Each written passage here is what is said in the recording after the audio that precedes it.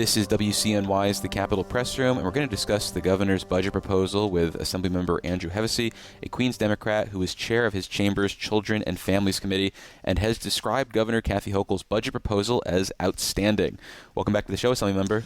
Thanks for having me, Dave. Good to see you. Well, as I alluded to at the top, but you led off your remarks at the legislature's hearing on the Human Services portion of the executive proposal by telling two of the governor's commissioners that this, quote, is an outstanding budget. What prompted the effusive praise? The investment of billions of dollars, particularly for child care this year. The governor has really shown herself to be a true child care champion by investing, I think it's $900 million over last year, and setting the stage to have growth throughout the state.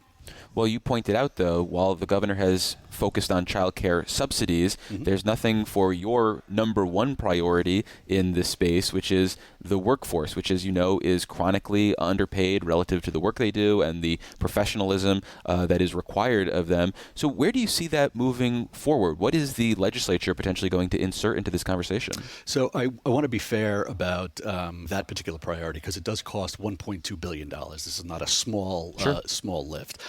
But I absolutely think, and I agree with your assessment, that it's the number one priority for me because you can't have a functional childcare system that will provide high quality care without it. Just not going to happen. So that would have been my number one. However, I've been here for almost 2 decades. I've lived through governors who cut funds or leave things flat. Governor Hochul is investing in our children. I wouldn't recommend the way she's doing it, but she's investing, and I'm happy to have that investment. Is there any wiggle room moving forward during this month or whatever we have between now and a final budget is adopted where you might say, hey, why don't we take some of these subsidy dollars and move them into the space? Or do you view those as like in a lockbox, so to speak? So I will make that recommendation, and I'm confident that the governor's office will say no. Sure, yes. They had a plan that they worked out with the mayor of the city of New York and some plan for some upstate pilots, and they're going to stick with that plan, and I expect that. What we will do in the legislature is try to add. Adding for us is difficult without raising taxes, and we are going to propose in the Assembly One House, according to our speaker, we're going to propose revenue raisers, but whether the governor accepts them or not is the question. If she accepts them, yes, then the number one will be pay that workforce. That's my number one. But we also have other stuff in the child care space. So Assemblywoman Clark has a cost estimation model study for $250,000, which is hugely important so we understand the market. And then even more importantly, we inserted in the budget another Clark bill that eliminates the minimum requirement for people to earn money. So right now, people who don't earn minimum wage cannot access child care, which is kind of flawed logic. You want them to access childcare so they can go get a job. So there's things in play, but I will absolutely be rooting for and advocating for raising revenue so we can pay that workforce. Those bills you mentioned have been considered in the past as standalone measures. Is the conversation now about putting them into the budget to avoid one of the big, critiques of the governor's vetoes, which is, this is something that should be done in the context of the budget? That's exactly right. So the Assembly, the two bills that I just mentioned from Sarah Clark, we're going to be putting them in our one house in the Article 7 language to try to get them done. But look, we're relentless. We'll keep coming back. I know the governor has vetoed a number of bills of mine on child care. We're going to keep coming back and trying to pass things. This is we're in a process. We're growing, and I absolutely respect the governor for being a child care champion. I just wish she would reorder her priorities. A bulk of the child care dollars are going to the child care assistance program. Any concerns about ensuring that money is utilized both in an efficient and timely manner moving forward, especially based on what we saw over the last fiscal year? Absolutely. And so it's a great question. I did have concern until I found out what's in the Assembly One House for this year. So the problem is that the CCAP program is growing, which is what we want. Last year, at the end of the budget, we put $50 million into that program to stabilize it, but then we set the regulation, the time by which that money needs to get out the door for much later in June. So the time hasn't even hit yet. So there's a lot of that money that has stayed there. So what we're doing in the Assembly One House is we are putting about $150 million towards the CCAP program to make sure that we get rid of that wait list. And we're changing the language that requires the counties spend down prior year funding before they can use any of the new money. The reason why OCFS does that, which makes perfect sense, is you have counties who are sitting on large sums of money and you don't want want them to just sit on it. But the reverse problem is now you have counties who have spent down their money, and we want them to get access to that money, and they don't have it yet. So we're looking to address that prospectively in this budget. Well, sticking with the idea that local buy-in, obviously there is a lot of rhetorical attention paid to New York City's focus on childcare, but they're also backing that up with dollars. And upstate and throughout the rest of the state, I don't think counties are willing to make that same investment. Is that a problem? I mean, should they be focusing so much on what the state can do for them, or should they be looking to pony up if childcare is important to them? Oh, for counties? Sure. I would like, is to the best of our ability, to keep the amount of money that is put into the system by counties at a minimum. Okay. Counties are cash-strapped. They always have been. The former governor, Governor Cuomo, made an enemy of them and cut their budgets. They constantly struggle every year. And this is a state priority. This is New York State should be acting. These should be state dollars. So to the extent that we could avoid having a local match from cash-strapped counties, I would be for that. The city, however, is another matter. Sure. Well, before we move on, let me reintroduce you for listeners just joining us. This is WCNY's The Capitol Press Room, and we're talking about the human services portion of Governor Kathy Hochul's budget proposal. And our guest is Assembly Children and Families Committee Chair Andrew Hevesi, a Queens Democrat. Well, you brought up during the questioning of the OCFS commissioner the allegations of mistreatment of juveniles and young people in secured facilities that they operate. And listeners can hear more about the lawsuit highlighting the abuse and neglect allegations in our archives. I'm curious if you see anything in the governor's budget proposal that will alleviate either the staffing or spacing conditions that have contributed to this problematic landscape. So it's a great question, and I'd like to take it in two parts. I will allow it. Thank you, sir. That was sustained, I guess. Sure. So there's raise the age. There's movement on raise the age in this budget, which Okay. I want to talk about, which is crucially important. On the other side, first of all, those allegations are very scary.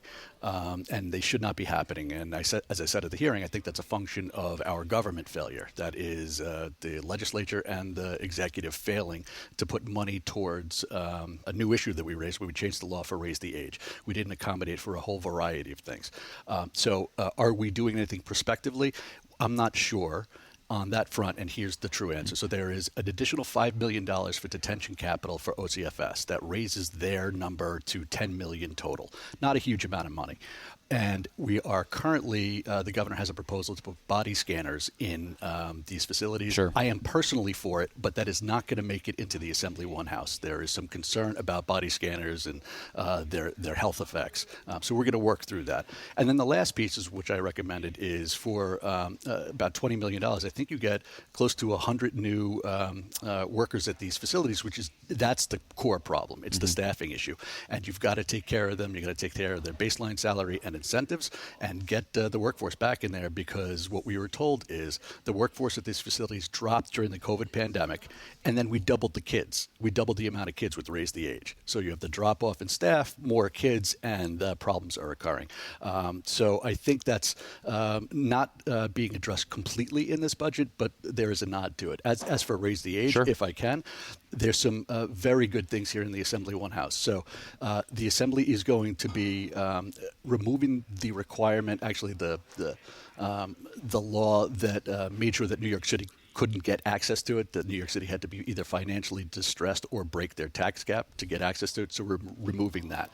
Then the Assembly will be investing $100 million in a innovation fund that is sponsored by my colleague, Assembly Member Romero.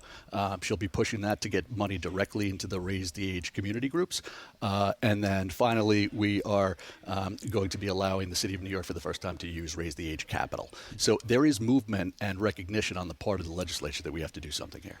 Is there reservation from the executive on spending on community groups? Has that been a problem that you've heard anything about, that they've had qualms about the legitimacy or effectiveness of some of these community groups? No, I don't think so. Okay. I think the executive has, across the board, great relations with community groups because by definition they work together. I will tell you, my concern is that the money needs to get out the door up front. And here's a problem with Raise the Age and a lot of our state reimbursements is their reimbursements. So you're asking cash-strapped non-for-profits who really have no money or nowhere to raise money to lay out money and then wait for the state process to go through to reimburse, and a lot of them don't have that time or the capital to do that, and that's why it's problematic. But I don't think the governor has any issue with nonprofits. Well, lastly, in the childcare space, there's the issue of ratios and staff to kids. And clearly, ratios are in place to ensure there is a safe and supportive environment. But do you see there being any sort of wiggle room on the existing ratios? There was obviously that conversation about what the definition of toddlers at some point. Where do you see this conversation moving forward? So it's a really important conversation, and you got to be really careful in this area because you're right. You design these ratios; it's about safety.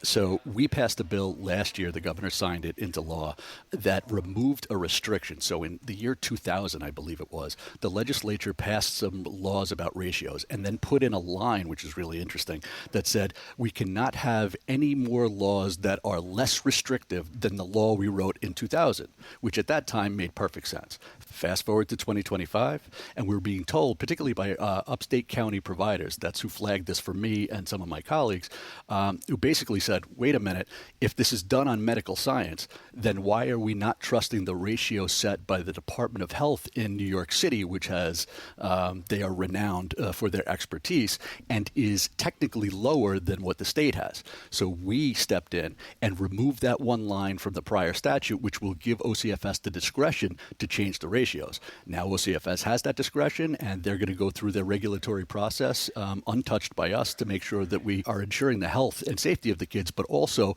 the goal is, if possible, to allow out of New York City, upstate, rest of state child care providers to add more kids, which will help their bottom line without having to pay for another staffer.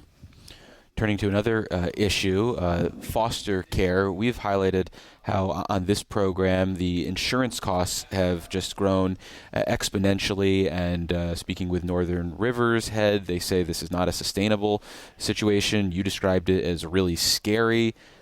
What does a responsible action look like by the legislature and the governor to address this situation, one that I'm not really aware of any substantive swings at this point? Not yet. We're about to take a substantive swing. So the head of Northern Rivers, Bill Getman, is a great guy. So I'm glad he's been talking about this.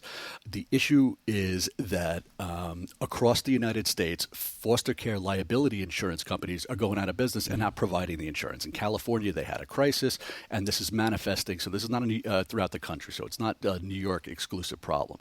However, we've known about this problem for a long time, and now it's actually starting to manifest. I have introduced a bill which will create an excess liability pool and do a number of other things in the insurance space. Now, I'm not an insurance expert, but we are just starting to work through what our foster care agencies and other child care providing service providers need in order to keep functioning, because it's the crisis that I'm trying to avoid. If they no longer have liability insurance, that means that they're no longer going to be able to operate. Government is required by law to give these services, and without these providers, we are just absolutely incapable of providing our legally mandated services to kids who don't have parents, kids who are disabled, all the rest. It would be a crisis of epic proportions, and we're just starting to have the conversations now around this bill to see if this is the right answer or we need to do something else. Funding for domestic violence shelters. There's obviously been warnings raised about the Trump administration and their efforts to claw back funding that has already been greenlit, and questions about what sort of support they'll make available in the future. You can only do things on the state level. What does that picture look like on the state level, and do you have concerns about the support for providers? Yes, and so I've had concerns for providers going back over a decade. We are heavily over-reliant on federal money for domestic violence. I don't believe we put in money for domestic violence to increase, certainly not a cost of living adjustment for the providers for a long time. Are they excluded from that COLA conversation? They are excluded, and they are told something that is just patently inaccurate, that some of their other, the money they get as reimbursement for providing services will accommodate that, and it just doesn't. So they have been left out of cost of living. By the way, that's another thing, if you have time, I'd love to talk to you about. We would like to add a whole pile, including of workforces, to the cost of living adjustment so we don't leave anybody out. Because not everybody in the human services sector Which drives my colleagues and I insane. Every year we do a cost of living adjustment and then get bombarded by 50 groups who are pissed off that we left them out. It is just bad government. But going back to domestic violence. So we're over-reliant on the federal government. We have a larger sustainable problem, which is that we are counting, we reimburse domestic violence residential providers on a heads and beds count.